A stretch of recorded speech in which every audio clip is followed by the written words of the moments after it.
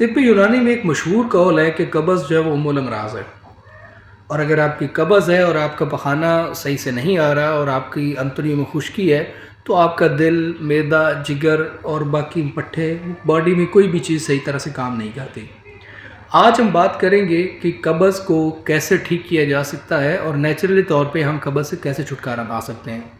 آج کے ہمارے لائف سٹائل میں، ہمارے سیڈنٹری لائف سٹائل میں ہر دوسرا بندہ جو ہے وہ قبض کا شکار ہے، اور وہ قبض کو ٹھیک کرنے کے لیے لیگزیٹو لگاتار کھا رہا ہوتا ہے، قبض کشا دوائیاں کھا رہا ہوتا ہے، جس کی وجہ سے انتڑیاں اور کمزور ہو جاتی ہیں اور سست ہو جاتی ہیں، پھر دوائی کے بغیر آپ کو پخانہ آتا بھی نہیں ہے۔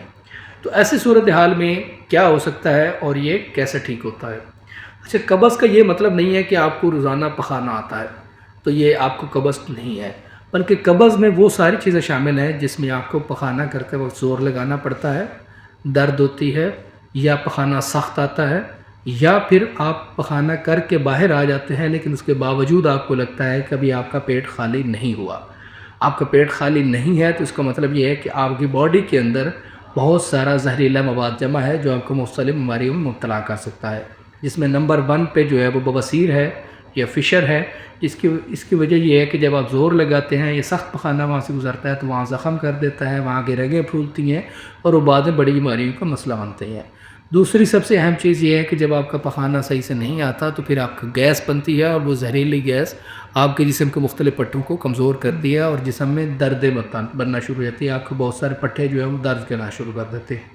اس کے علاوہ آپ کا چہرہ کبھی بھی کلیئر نہیں ہو سکتا۔ آپ کے چہرے کے اوپر دانے بننا اور چہرہ کالا ہونا، رنگت کالی پڑنا، یہ بھی قبض کی ریگولر رہنے کی وجوہات ہیں۔ آپ کے منہ سے سمیل آ سکتی ہے، یہ بھی قبض کی وجوہات میں شامل ہے۔ اب ہم بات کرتے ہیں کہ یہ قبض کیوں ہوتی ہے۔ قبض تب ہوتی ہے جب ہم پانی کا کم استعمال کرتے ہیں، واک نہیں کرتے ہیں، یا پھر ہم اپنی غذا کے اندر ساری خشک چیزیں، میدے کا استعمال زیادہ بڑھا دیتے ہیں۔ ہم نے گندم کا آٹا کھانا چھوڑ دیا ہے بلکہ سفید آٹے کی طرف زیادہ شفٹ ہو گئے ہیں، میدے کی طرف شفٹ ہو گئے ہیں۔ ہمارے نان، ہمارے بیکری آئٹمس، وہ ہمیں اس بیماری کی طرف دھکیل رہے ہیں۔ ہم نے اب کرنا کیا ہے؟ ایسی کون سی چیزیں ہیں جو ہم نے اپنی ڈائٹ میں اڈاپٹ کرنی ہے جس سے ہم جان چھڑا سکیں قبض جیسی موذی امراض سے؟ سب سے پہلے تو آپ نے پانی کا استعمال باقاعدہ کرنا ہے، پانی کا استعمال زیادہ رکھنا ہے، اور دوسری چیز یہ ہے کہ ہمارا جو طب کا رول ہے وہ یہ ہے کہ ہم قبض کشا ادویات کی بجائے بلکہ ہم پخانے کو نرم کرنے اور انتڑیوں کو لبریکیٹ کرنے میں کام کرتے ہیں، جس کی وجہ سے قبض مستقل ٹھیک ہو سکتی ہے۔ سب سے پہلے تو یہ ہے کہ سفید آٹے کی جگہ آپ چکی کا آٹا یا اس میں جو کا آٹا مکس کر کے استعمال کرنا شروع کریں تاکہ آپ کی انتڑیوں کو پراپر فائبر ملے اور آپ اپنے آپ کو صحت مند رکھ سکیں۔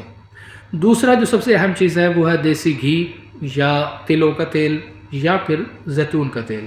ان تینوں میں سے کوئی بھی تیل آپ استعمال کرنا شروع کریں، یہ آپ کی انتڑیوں کو لبریکیٹ کرتا ہے، بجائے اس کے کہ آپ بازار کا ڈالڈا کی اور اس طرح کی دوسری چیزیں استعمال کریں۔ کوئی کوکنگ آئل وغیرہ کی بجائے آپ اولیو آئل استعمال کرنا شروع کریں گے تو آپ کی انتڑیوں میں لبریکیشن آنا شروع ہو جائے گی۔ سلاد کا استعمال زیادہ کریں تاکہ آپ کا جو کھانا ہے وہ کم ہو اور آپ کا فائبر سے زیادہ انٹیک بڑھتا جائے۔ اس کا ہول چھلکا بہت اچھا کام کرتا ہے، لیکن اس کا طریقہ استعمال آپ سن لیں، وہ یہ ہے کہ آپ نے ایک گلاس گرم پانی کے اندر ایک چھلکے کا 1 چمچ ڈالنا ہے اور اس کو اچھی طرح ہلانا ہے۔ جب وہ صحیح طرح پھول جائے گا تو یہ آپ نے سوتے وقت لینا ہے۔ اگلی چیز جو ہے وہ یہ ہے کہ آپ رات کا کھانا جو ہے بہت جلدی کھائیں، کم از کم مغرب ٹائم آپ کھا لیں، اور اس کے بعد آپ آدھا پونا گھنٹہ چہل قدمی کریں، اس کے بعد بستر پہ جائیں۔ تو یہ وہ چیزیں ہیں جو آپ کو قبض سے نجات دلا سکتی ہیں۔